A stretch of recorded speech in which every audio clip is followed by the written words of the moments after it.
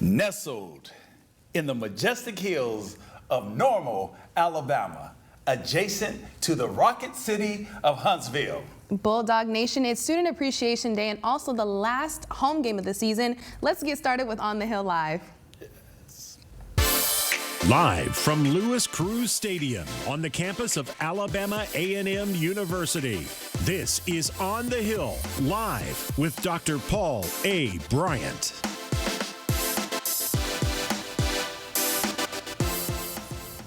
We are excited to be back for our last show of the season.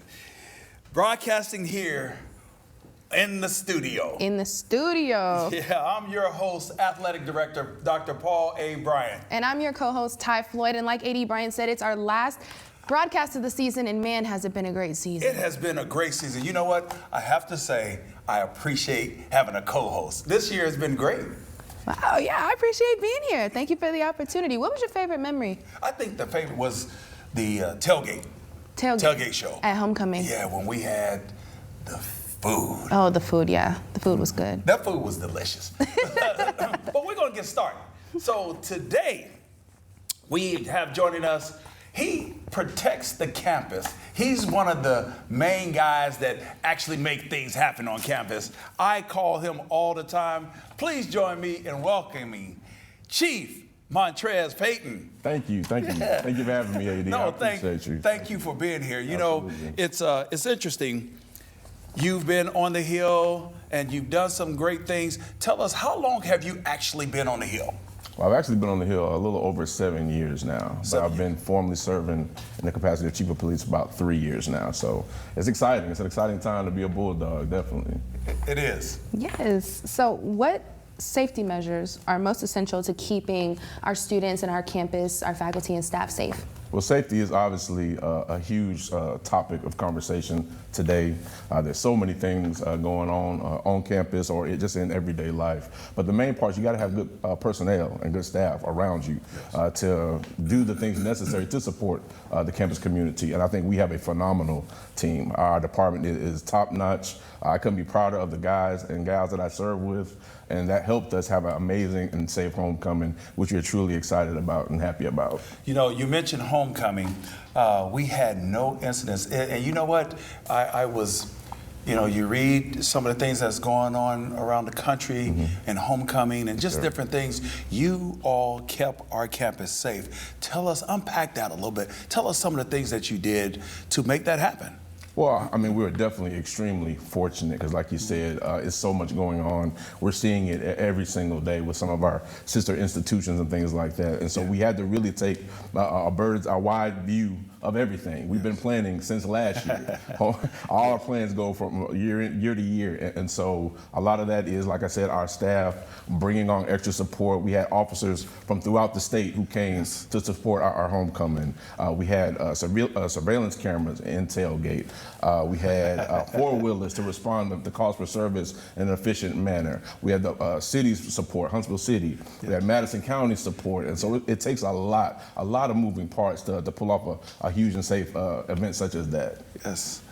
If I'm a parent dropping my child off here, and I will be because my money is going to Alabama A&M, but if I'm dropping my kids off to attend school here, what assurances can you give me as a parent to let me know that my children will be safe during their matriculation? Well, a lot of that is those conversations have to start at home, right? We can't be everywhere. We can't be in the minds of our students. They're going to be students, and so we have to understand that they're going to do certain things, but it's important that we have certain boundaries and mechanisms in place to support that. But like I said, a lot of that is just decision making, being at the right place at the right time when you know you're supposed to be. And so those are the conversations that have to happen in the home before you come to the Hill. And you talked about surveillance. I see cameras everywhere on campus.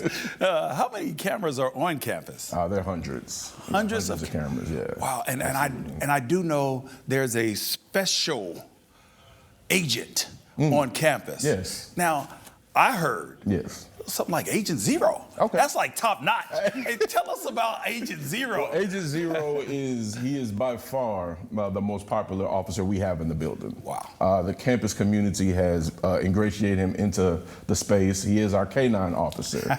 He is a black Labrador, and his main responsibility is to detect bombs and firearms. And it's phenomenal. He does a great job. He's a hard worker, and so we're excited that he's come into the fold to help protect our campus community.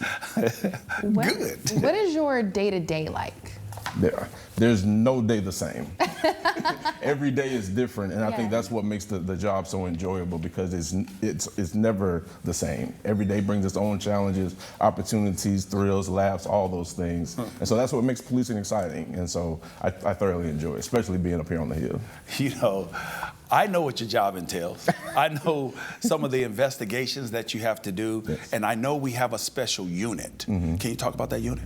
Our investigative team, absolutely. And so they're highly trained officers with years of experience, and so they investigate all manners of crimes. Everything that your city police or FBI would be able to do, they have that same level of training, and so they're specialized in that unit. Good. All right, well, still to come, she is passionate about helping students make connections, especially being in the IT and communications field. Up next, we'll be joined by consulting manager at Delight Consulting, who is also a graduate of Alabama A&M. What? Well, I thank you. Hey. Thank you for being here. Thank you for the invitation. Yes, yes, and we'll be right back.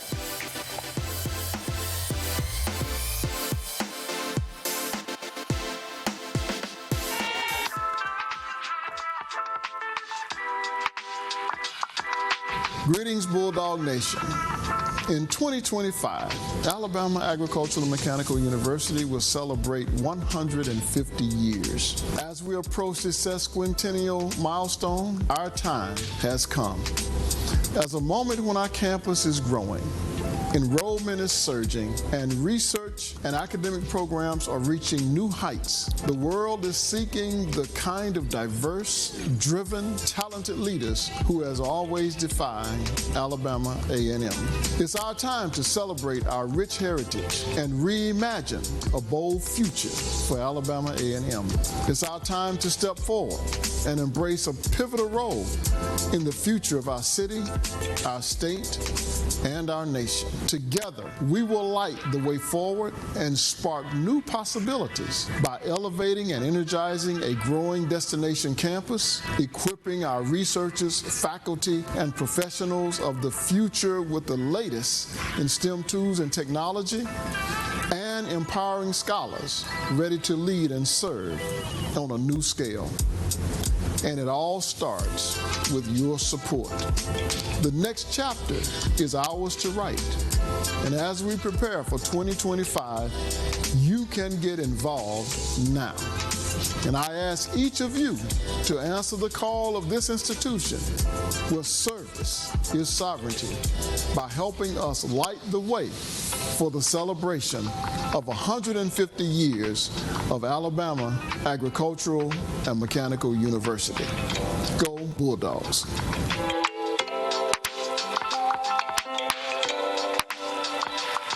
Now, the Tennessee Valley's certified most accurate forecast from the Fox 54 Weather Impact Team. Temperature is going to be on the chillier side if you're planning to head out to watch some Alabama A&M football tonight. Low 50s right around the beginning of the game, but notice by the time we get into the 9 o'clock, 10 o'clock hours, we'll be nearing the upper 40s, so it's going to be kind of chilly out there. We'll swap between a partly cloudy to a mostly cloudy sky for the rest of today and into tonight as well. Heading into the weekend, though, it's a much different story. We'll be warm, plenty of sunshine, upper 60s for your Saturday, low 70s for your Sunday. Still going to be waking up to some chilly mornings. So looking ahead at the rest of your next 7-day forecast, we stay nice through the weekend, even into next Monday. But next Tuesday and next Wednesday, going to be a different story. We'll be seeing scattered showers, and by next Thursday, high temperatures only going to be in the upper 40s.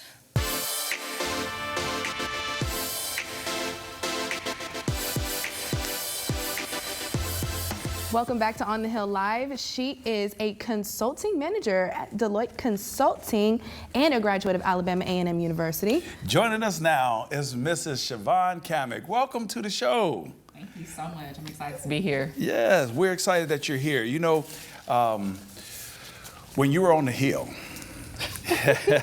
we're going to start with that. Did you always know that you wanted to go into consulting? No, as a matter of fact, I didn't even know that consulting was a career option at all. I knew it was a task, right? How you help people, but to think of it as an actual job you can get paid to do, no, not at all. Really? So that is something, did you automatically, was that your first job out of college? No. What was your first job out of college? So I wanted to be a DJ. I wanted to be on the radio, traffic, sports, whatever they wanted. And I was actually able to do that while I was on the Hill. I actually interned at WJAB.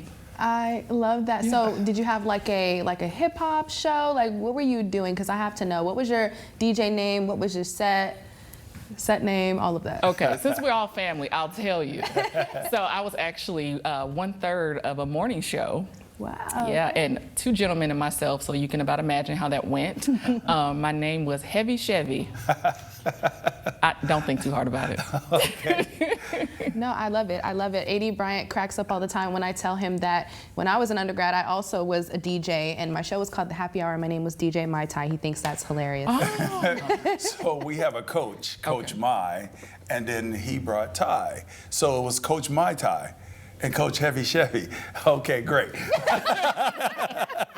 So from radio to consulting, how did you navigate that career shift? Because that is a huge shift from being on radio and TV. I know you said radio and TV, but how did you make that shift? You know, it was a significant pivot. But one of the biggest things that I always say that aided me during that pivot was I was always a learner. I never stopped learning. I was always teachable. And so people in my network, people that I went to undergrad with were like, hey, you really kind of have the personality for IT, for project management. And they pulled me right in, got some certifications, and here we are. I think sometimes, especially when you're younger and you're trying to navigate, a lot of times you feel behind or you're stuck in something because that's what you started out in. What advice could you give to those who maybe want to try something new or could be a fit elsewhere but are scared to? Oh, don't be scared. Don't be scared. Always remain open because you just never know. I wanted to be a doctor at one point in my life. I was a DJ, right? Work in IT. So I've done all types of different things, but just remain open and being available to pivot and learn as you go. So some of the skills, give us some of the skills that you actually learned on the Hill that prepared you for a lot of the things that you're doing now. Oh, the most major skill, transferable skill that I tell anyone is communication. I was a communications major. However, being able to effectively communicate my thoughts, my ideas, and also regurgitate those things to others is key. Yeah. What is your favorite memory as a student on the Hill? Y'all are trying to get all in my business.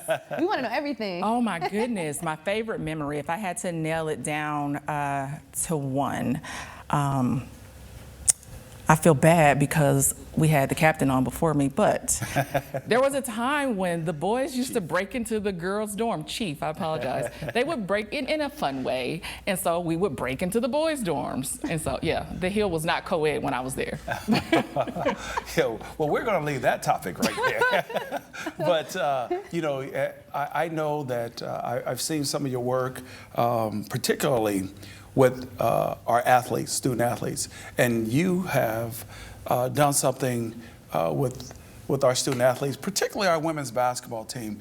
Talk about the Leadership Academy that you're doing, Siobhan. Is doing. Yes, absolutely. I'm happy to. And shout out to the women's basketball team and Coach Thornton and that amazing staff. But Leadership Academy was a 6-month-long process where we work with the young ladies. So everything from etiquette to financial literacy, mentorship, everything that makes an athlete progressive on and off the court. We really spent that time with them, and they transformed. I really, really appreciated that they went into it with a learner's mindset. So every week they came ready and willing to learn whatever we wanted to pour into them. So you worked with the women's team, yes, women's basketball. Are you looking to expand that to other sport programs? Yes, absolutely. The idea is to spread it across the entire campus. So we want to make sure that students are equipped with everything that they need. So when they cross that stage, they are ready to compete in a boardroom or on the field, doesn't matter. That's great. Well, listen, I'm a student. I would love to be a part of the Leadership Academy, so I got you. we'll connect. Yes. Climbing in your career and attaining the success that you have, what advice would you give to young students and more specifically young women? Oh my goodness. Failure is all in your head. It is all in your head. And also run your own race. I know with social media and so many other things that make you feel like you're not doing enough, really hone in and focus on your goals and drive just to that. Block out everything else. Block out the noise. So I know that you're part of the 150th campaign committee. Can you talk a little bit about what your role is and what the expectations are of really securing that 150 for the 150th year, 150 million. Oh my goodness. So you know what, I'm gonna take a step back, AD. Everybody that is in part of this community is on that committee, whether you want to be or not, right? It takes all of us to pour into the university. And it's not just financial. There are so many different ways you can contribute. Resources, finances, of course, but my role is to serve as a community ambassador to do what we're doing right now. Educate, inform, and empower the community to help the university. Yeah, and I think that is so important as we look at our 150th. This is a milestone. You know, our founder, William Hooper Council, I can see him now saying how great the institution is with our leadership, with Dr. Daniel K. Williams and the Board of Trustees. And I just think this is the time to actually secure that. Yeah. And as we come back up next, we will continue our conversation with Ms. Siobhan Campbell.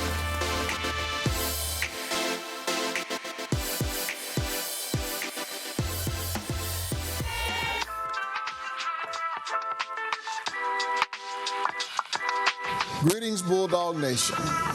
In 2025, Alabama Agricultural and Mechanical University will celebrate 150 years. As we approach this sesquicentennial milestone, our time has come.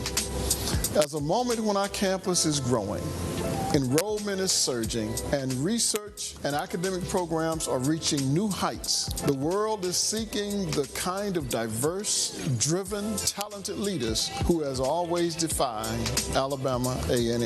It's our time to celebrate our rich heritage and reimagine a bold future for Alabama A&M. It's our time to step forward and embrace a pivotal role in the future of our city, our state, and our nation. Together, we will light the way forward and spark new possibilities by elevating and energizing a growing destination campus, equipping our researchers, faculty, and professionals of the future with the latest in STEM tools and technology, and empowering scholars ready to lead and serve on a new scale. And it all starts with your support. The next chapter is ours to write. And as we prepare for 2025, you can get involved now. And I ask each of you to answer the call of this institution where service is sovereignty by helping us light the way for the celebration of 150 years of Alabama Agricultural and Mechanical University. Go Bulldogs.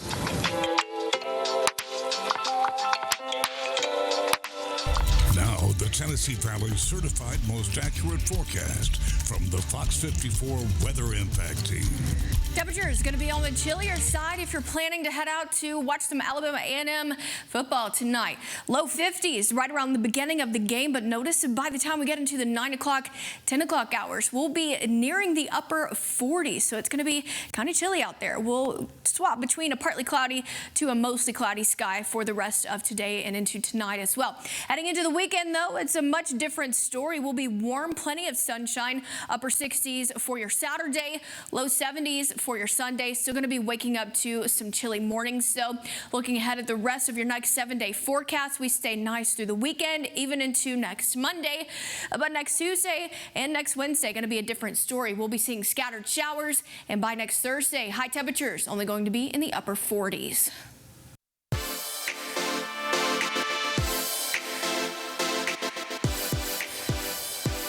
Welcome back to On the Hill Live, and I am your athletic director, Paul A. Bryant. We're continuing our conversation with Miss Siobhan Kamick. You know, we've been talking about, you know, you consulting, but you know what? There's another part of you that is, I think, is critical.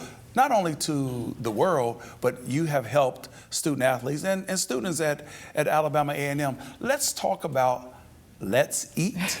I think it's Let's Eat, right? It absolutely is. It is. So tell us about what's Let's Eat. Yeah. And how did it arrive? And how did you get to that? Okay, happy to do so. So Let's Eat, when people first hear about it, they naturally think that it's only associated with food, but actually it is a full lifestyle brand all about intentionality. So if you go somewhere, someone invites you over for dinner, you have a great conversation, you almost forget what you ate because it was an intentional togetherness that you were really, really encapsulated with. So that is what Let's Eat is all about.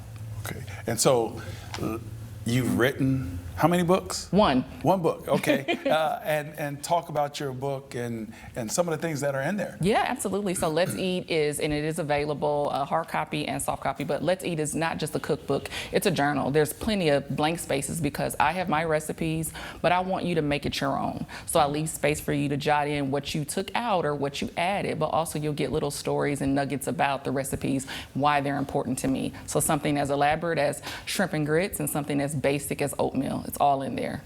So we're able to use your book in our nutrition area because that's, you know, as we look at building our nutrition stand, and we have a nutritionist that we're contracting with, but there are certain things that we can do. And I know, and I'm saying that because we've used your book to make those things happen. So thank you. Absolutely.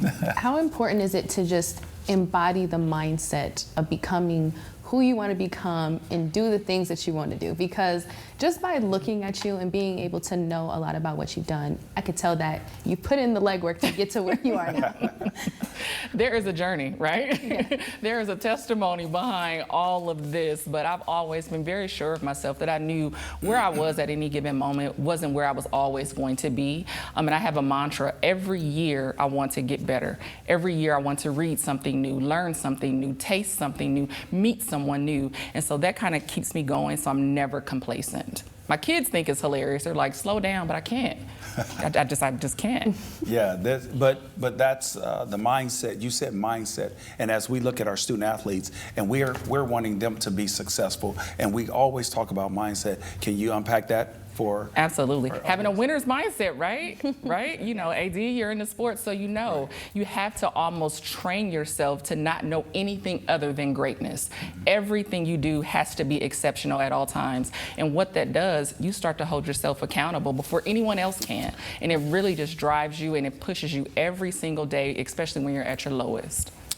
And I know that we've talked about this, but I need you to really expound on some of the skills that our students need as they matriculate and be ready for the real world. Oh, absolutely. So there are several, and we talked about financial literacy and etiquette, but there are also some skills, being confident, right? And I always tell the student athletes and my own kids, confidence is really driven by preparation. You are your most confident when you're ready, right? When you practice the most. And that can be anything. Even before today, I was in my car driving, guessing what I was going to be asked. But I practiced. And so I was able to kind of release some of those endorphins and walk in with my head held high. So confidence is key, as well as preparation and also networking. Networking, networking, networking. The more you do it, the better you will get. It's always going to be awkward.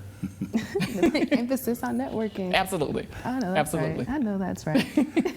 So as we begin to wrap up this part, there is another layer of Ms. Kamick, and again, we talked about Let's Eat, but as a consultant, and you're talking to a class, because you have a class, as you were saying to me earlier, that you have a class. Talk about what that class is all about. Absolutely. So like I said earlier, as a student on the Hill, I did not have any idea that consulting was a career.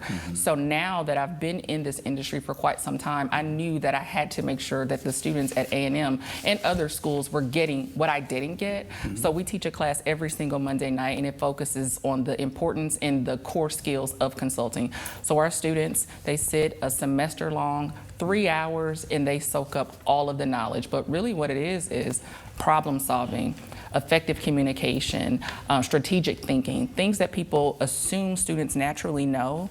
But I tell you, they start off as students and they leave as little junior consultants, very confident. And you know they're my students because after my class, they only dress in business casual anywhere they go.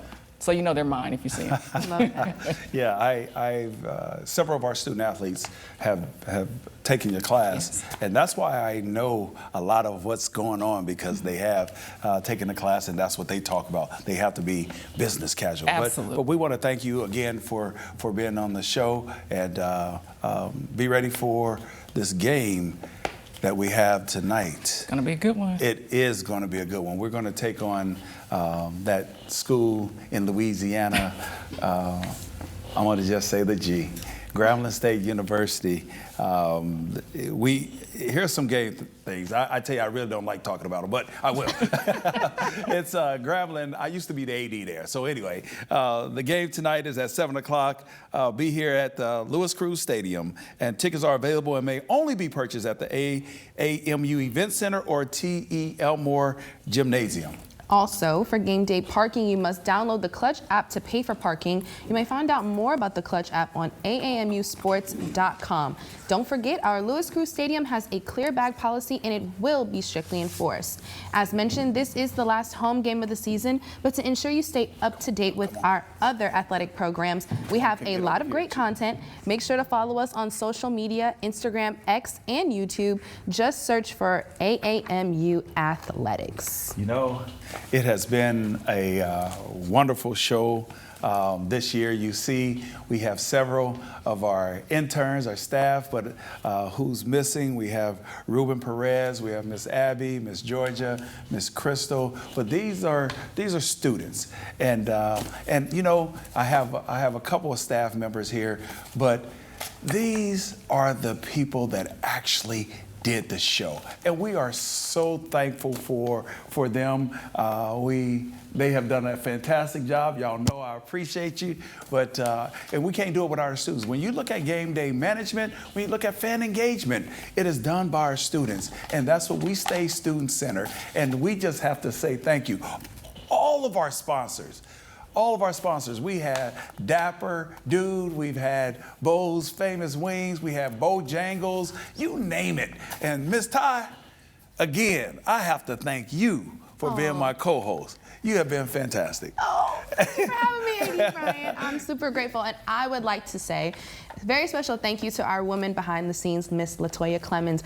Appreciate everything that you've done for the show as well. And WJAB, thank you. You guys have been amazing. And I'm going to tell you, be ready for next year's show. Next year's show is going to be even better. And I can't do it without you. We need you to view. We need you to be at the games. Come to the games, not only football, come to basketball, baseball, softball, volleyball, soccer, tennis, bowling, track, all of them. And as always, go Bulldogs!